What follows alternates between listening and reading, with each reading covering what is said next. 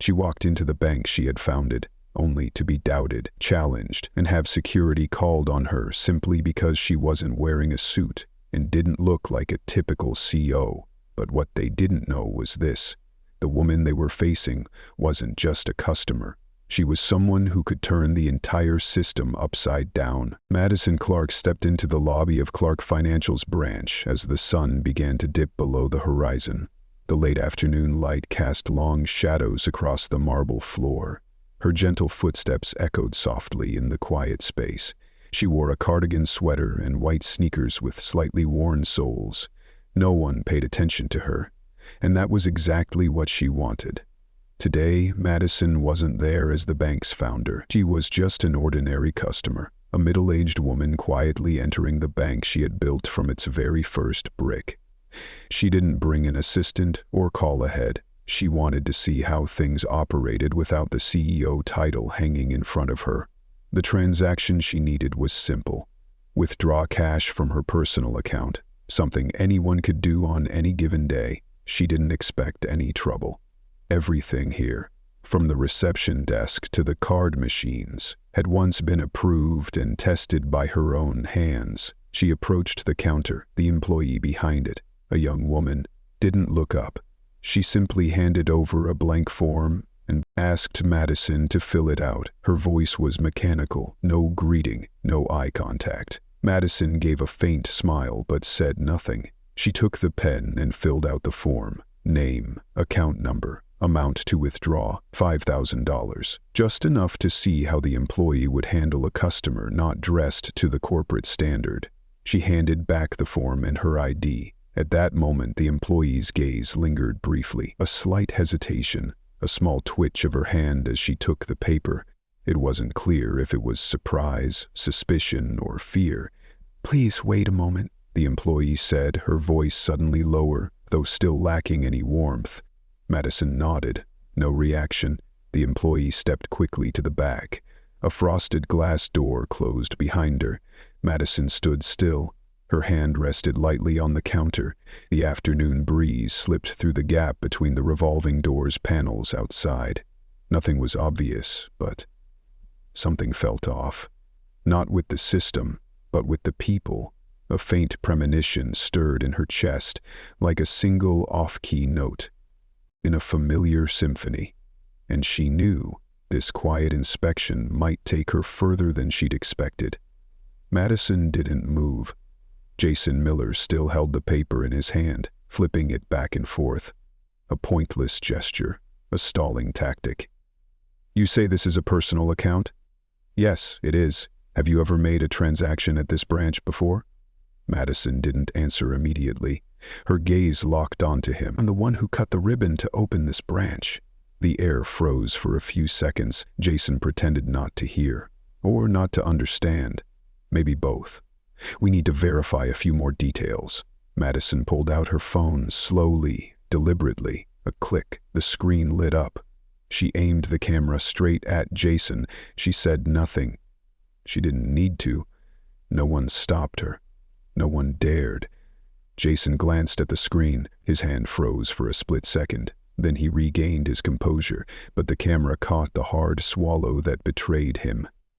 "I'm just following protocol, you understand?"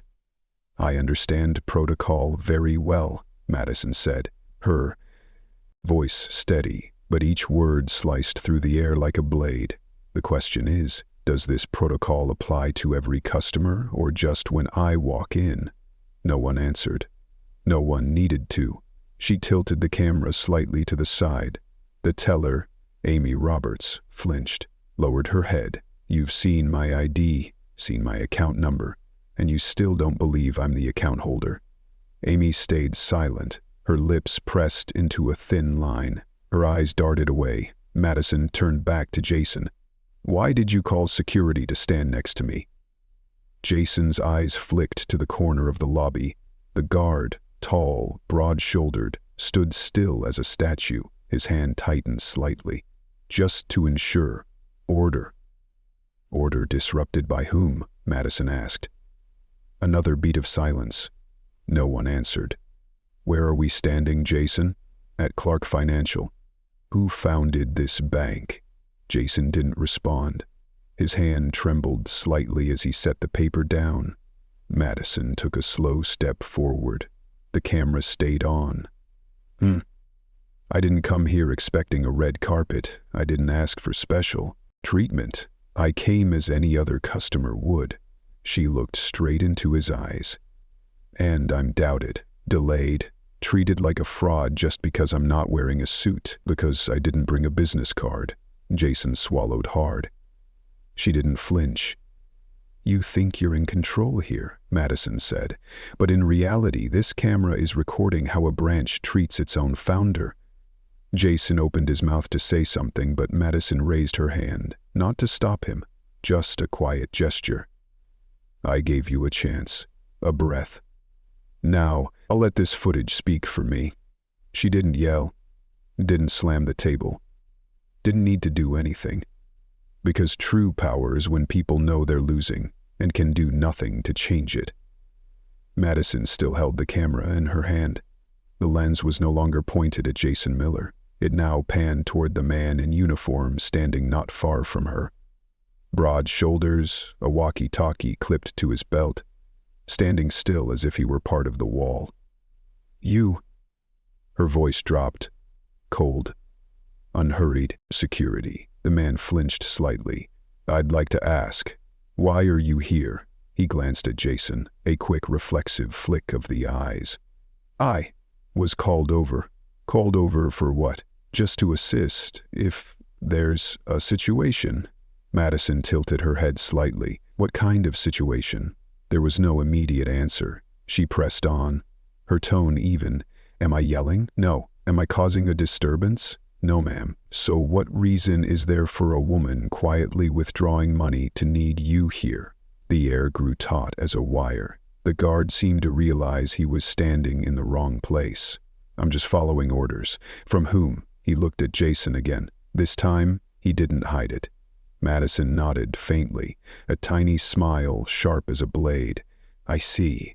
She took a step toward him, not threatening, not raising her voice, just a presence that shifted the room's pressure. I want you to look around, she said, gesturing toward the customer service area. How many customers are being served? 3, ma'am. Are any of them flanked by security during their transactions? No. Are any of them wearing a cardigan and sneakers like me? No. Madison paused for a second, just long enough for everyone in the lobby to hear the ticking of the wall clock. So let me ask again, what's the real reason you're here? The guard inhaled, a short breath, then silence. Madison lowered the camera slightly, but her gaze didn't waver. Being a guard means keeping people safe, not acting as a tool for blind suspicion. She took a slow step around Jason and the guard. Both stood frozen. The silence now wasn't one of protocol. It was the silence of a game being turned on its head. I'm not here to intimidate, she continued. But if my presence makes you uneasy, maybe the problem isn't with me. One final look at the guard. Next time someone tells you to monitor a customer, ask why. And more importantly, ask yourself, is it because they look like me? No one replied. No one needed to. Because the board had shifted, and Madison, once surrounded, was now checkmating them. One by one, some questions don't need answers, they speak for themselves. Through the prolonged silence of those being asked, Madison stood there, amid the brightly lit transaction counter in a bank branch bearing her name, and still had to prove she belonged. Can you confirm your current occupation? Jason asked again for the second time, as if she hadn't been clear enough. As if the 3 words, I run this bank, needed a footnote. Madison smiled, not out of amusement, but because the absurdity was slowly peeling itself bare. Oh, of course, she replied, her voice light as a breeze. I'm the one who signed the lease for this building, the one who approved every line in the employee training manual, and the one who signed off on your hiring paperwork. No one said a word. But maybe I should fill out another identity verification form, right? She glanced at Amy, the teller still standing mute. Her hand gripped the pen tightly, her eyes glued to the desk. Madison took a slow walk around. Her phone was still in hand, not recording now. But it didn't matter. The entire branch had captured a scene sharper than any camera could. In fact, if I'd worn a blazer today, this might have been over 10 minutes faster, she said, her tone soft like a fairy tale narration. And if my hair were a shade blonder, my skin a tone lighter, security probably wouldn't have been called. A few customers in the lobby turned their heads, pretending to be distracted, but their gazes were no longer indifferent. "You think that's oversensitive?" Madison asked, not addressing anyone in particular. "Maybe. But maybe it's true, and often the truth doesn't need to shout to be noticed. It just needs to repeat itself every day." Jason stood still, lips pressed tight. Perhaps he was thinking of the security footage, or the report he'd have to write after today's shift. "The funny thing about bias," Madison said, "is that it rarely calls itself by name. It hides under procedure, protocol, additional verification policy." She stopped, turning to face the entire lobby. "And everyone thinks they're just doing their job. No one thinks they're part of a quiet system of discrimination." No one argued, because no one had a counterpoint to offer. A thick silence enveloped the room. Not awkwardness, but the weight of being caught red-handed. Madison wasn't smiling anymore. Her face grew serious, but not angry, just clear. "Tomorrow, the people here will come back to work, repeat the same standardized routines, and maybe another woman, like me, will walk in." She paused. Her voice softened.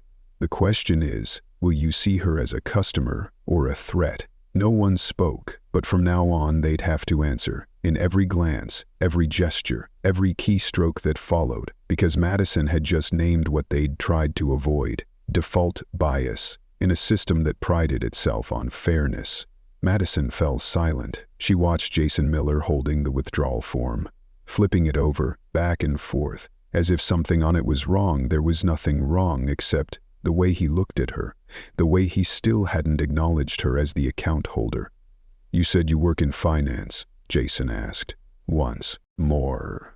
His tone sounded like he was challenging someone who'd just wandered in off the street. Madison tilted her head slightly, looked straight at him. "Yes?" Jason gave a faint nod, still polite on the surface, but his eyes kept probing. "Specifically, where?" A brief silence, short, enough to thicken the air in the room. Madison placed both hands on the counter, very lightly. "Clark Financial?" Jason blinked. She saw it clearly, but he still didn't get it, or didn't want to. "Oh," he said. "That's a coincidence. Same name as this bank." Madison said nothing. Her gaze didn't waver. Jason let out an awkward laugh. "So, you work at the headquarters." A pause. Madison leaned forward. She pulled a small wallet from her bag, opened it, very slowly. She took out a card, hard plastic, embossed, the bank's logo raised on its surface. She placed the card on the counter, flicked it to the front, then the back, and spoke very clearly. "I'm the founder of Clark Financial." No one said a word. No more tapping keyboards. No more whispers. Jason stared at the card. His eyes blinked, once, then twice. His hand clenched unconsciously. "I'm the CEO. I'm the one who signed the operating license for this branch.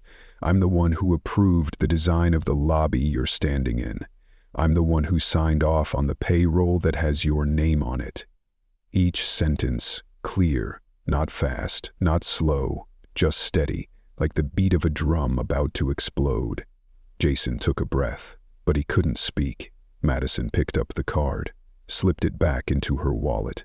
"And today," she said, "I came here as a customer, a woman in a sweater, wearing sneakers. No advance notice." She paused. "And you looked at me like a stranger, like someone unworthy of withdrawing $5,000 from her own account." She tilted her head. "Maybe if I wore a CEO name tag, this would have been easier. But you know what, Jason?" She quirked her lips, not quite a smile, more like an end. "Real power doesn't need to announce itself. It just needs a moment to remind you it's been here all along." Jason lowered his head, no longer out of politeness, but because he had nothing left to say. Madison stood tall, took a breath, and the game had fully flipped sides. No one spoke anymore. No more excuses, no more unnecessary gestures. Just Madison and the silence. She stood tall, her hands resting lightly on the granite counter. Not clenched, not tapping, just there, like a silent punctuation mark. Jason stood across from her, his hand still clutched the withdrawal form, his eyes fixed on it, as if the words on the paper could morph into an escape hatch, but it was just paper, and he was adrift in a room with no exits. Madison didn't look directly at him, she simply observed. She observed the way his shoulders slumped ever so slightly. She observed his breathing, uneven despite his efforts to steady it. She observed the awkward hands of a man trying to hold onto a mask of authority that was starting to crack. She said nothing. She didn't need to. The air around them felt vacuumed out. Every inhale, every exhale from the people in the room became audible, as if the silence itself was making the loudest noise. Amy Tiller had stopped typing. Her hands rested on the keyboard, unmoving, her eyes cast downward, as if hoping this wasn't happening. But it was. Right in front of her, Madison turned her head, looked around, slowly, unrushed. Her gaze swept across each face, not judging, not accusing, just present, and enough for everyone to know. She saw. Jason shifted his feet, a small movement, a slight lean. He didn't speak, but it was clear. He was waiting for something, a word, a reaction, a way out. Madison didn't give him that. She took a slow step forward, not hurried, not threatening, but close enough for the distance to become unmistakable. The light from the ceiling reflected off her hair, thick, straight strands of dark brown. Her face expressionless, not angry, not smiling, just calm, like a rock in a storm. A minute passed. Jason swallowed hard. He set the form down on the counter, but his hand lingered on it, not to hold the paper, but to hold himself steady. Madison didn't blink. She just stood there, present, and that presence put the entire room on edge. No voice needed, no words required. Power doesn't always lie in volume. It lies in the silence that forces others to hear themselves. Jason took a deep breath. His eyes met hers, for the first time, not to scrutinize, not to doubt, but to gauge.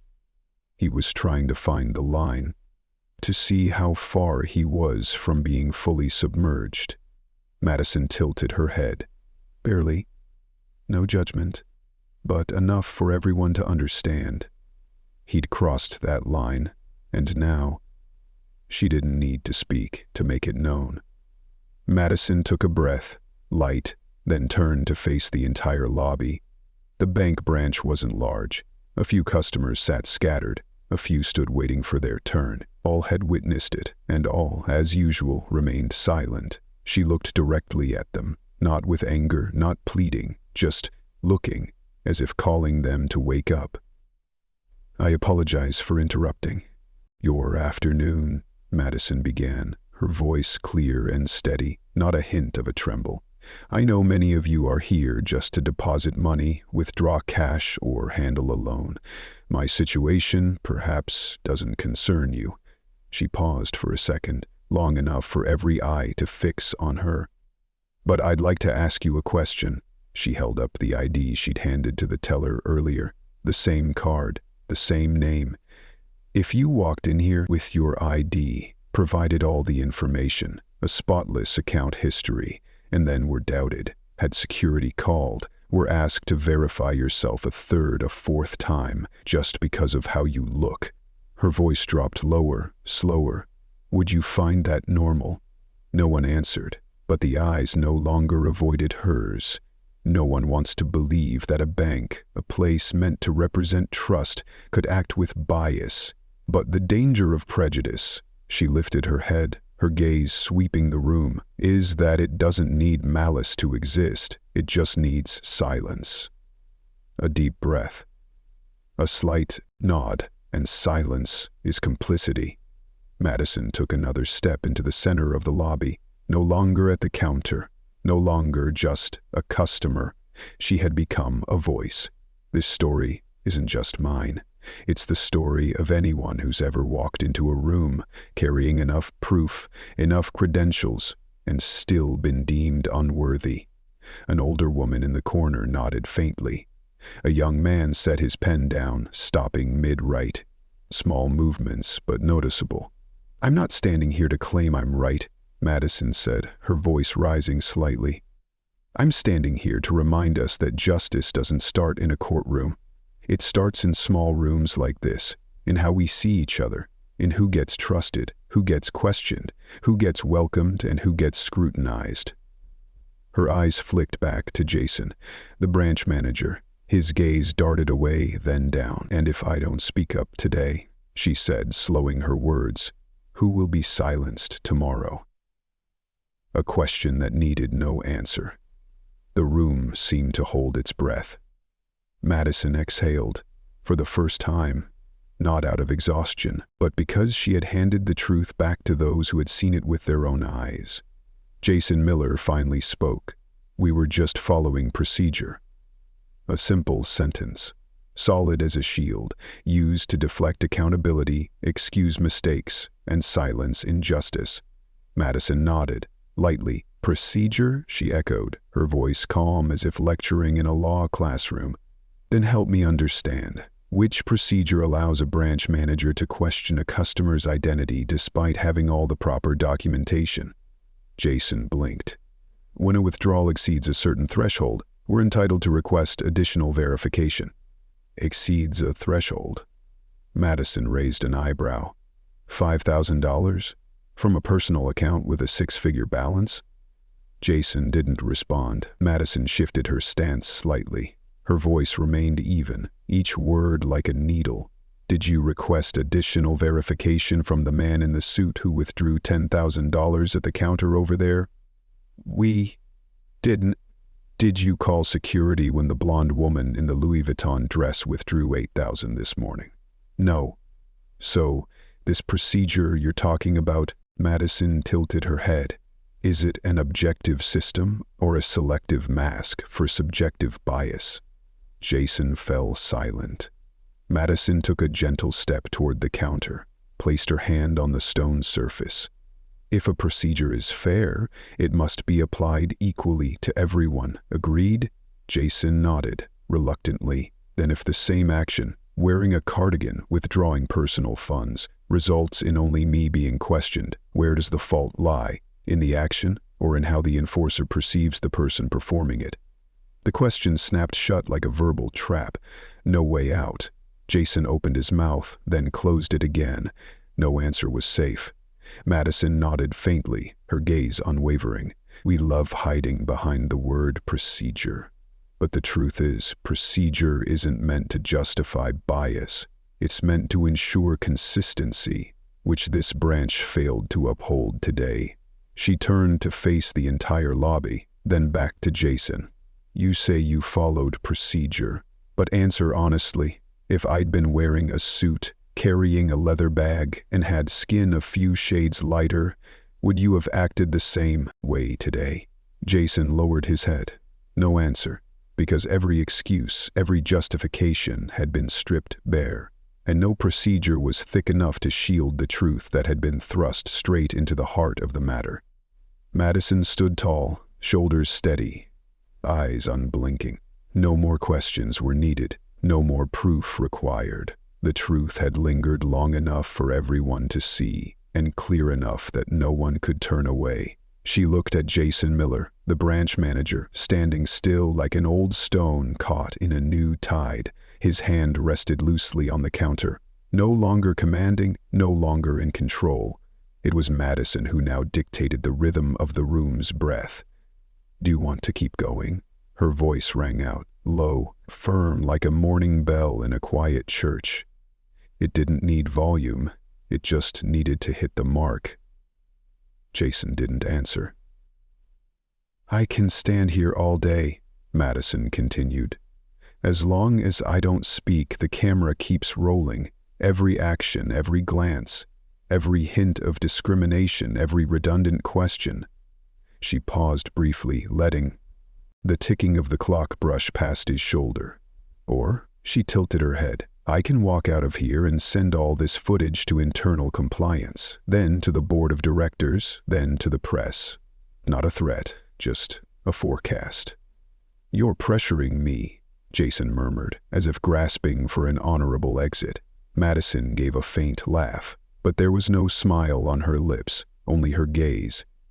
I don't need to pressure you. You put yourself in this position. She glanced down at the withdrawal form, still unprocessed. The choice is yours. Either sign it or sign a disciplinary report later. She took a step toward the counter, light, steady, like a CEO reviewing a contract. This is a bank that bears my name, an institution I built to stand as a symbol of trust and fairness. Today, at this branch, you've undermined both. Jason froze, sweat beaded on his forehead. Madison didn't wait longer. If I'm not treated like an ordinary customer, she said, then starting tomorrow, you'll be treated like an extraordinary employee. She glanced at the phone in her hand.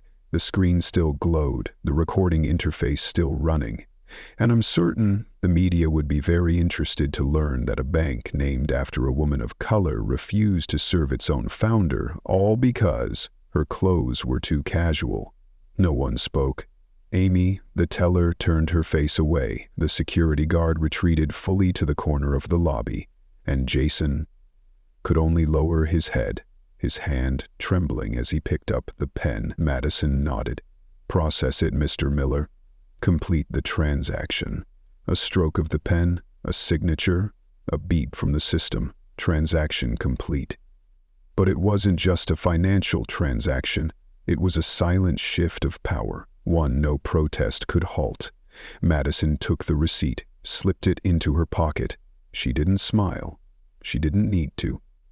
She had reclaimed what mattered most, the right to be present and respected, as a person of dignity. The next day, an emergency board meeting of Clark Financial was convened in silence. No official statement, no press release, just a series of emails sent from Madison's own office, brief, resolute, and weighty enough to make every recipient drop the rest of their day's schedule. In the tempered glass boardroom on the 27th floor, faces accustomed to issuing policies now sat quietly to listen. Not out of pressure from above, but from a sense that something bigger was unfolding, something forcing them to look at themselves. Madison didn't speak with anger. She didn't raise her voice or interrogate. Instead, she recounted, step by step, detail by detail, the story of a woman, not a CEO, not a founder, just a customer walking into the bank she built and being denied the most basic right, to be trusted. She spoke in a language no one could refute, the truth. And within that truth were hard things to hear, about bias, about excuses cloaked as procedure, about the silence of those who could have spoken but didn't. Madison didn't just tell a story, she offered solutions.